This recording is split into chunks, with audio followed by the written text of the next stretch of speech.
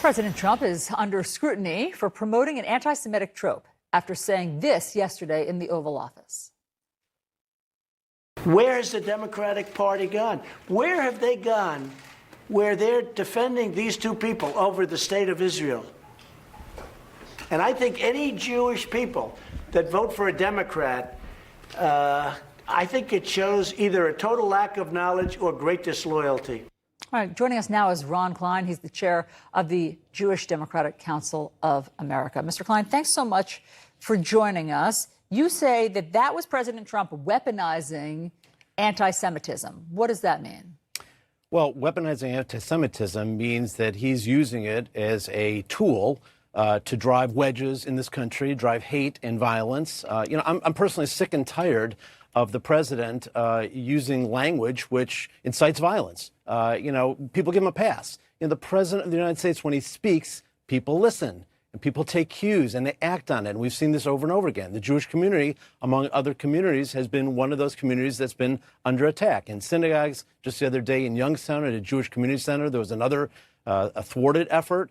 But it's a very serious issue, and we know that this community, the Jewish community, is less safe than it was 3 years ago. But do you think that what he just said there in the Oval Office incites violence somehow? Absolutely. I mean, again, it's a matter of him. Disloyalty is a concept of, for some people, it's treason. It's going against our country. It's against patriotism. And again, it's not everybody's cup of tea in terms of acting on it, but there are a lot of people in this country, unfortunately, in this environment that he has created, which is creating the problem. Our organization, Jewish Democratic Council of America, was formed after Charlottesville when we basically failed to condemn white nationalists, and it's only gotten worse, unfortunately. Mm.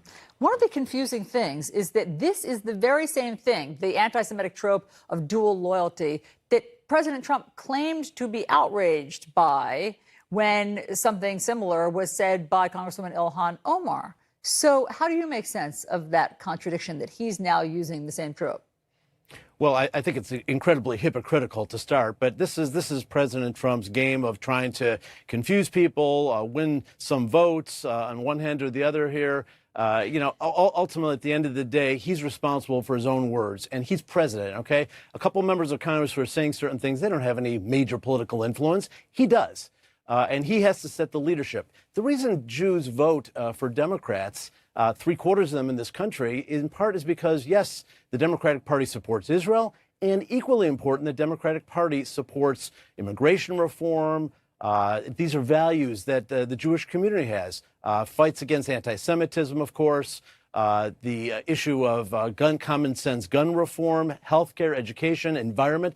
These are the reasons the Jews vote Democrat. And President Trump is on the wrong side of almost every one of those issues. Well, the Republican Jewish coalition sees it quite differently. So here's what they put out via Twitter. President Trump is right. It shows a great deal of disloyalty to oneself to defend a party that protects, emboldens people that hate you for your religion. The GOP, when rarely confronted with anti-Semitism of elected members, always acts swiftly and decisively to punish and remove.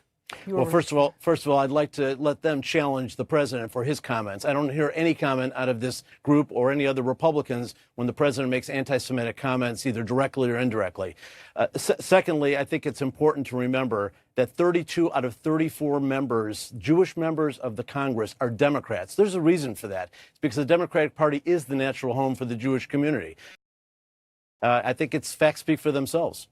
Charlottesville was obviously the most stunning and jaw-dropping, where the president claimed that the neo-Nazis were good people, or somehow good people were on their side. But he has for a long time said questionable things. This is him back in 2015 saying something that raised eyebrows as well. Listen.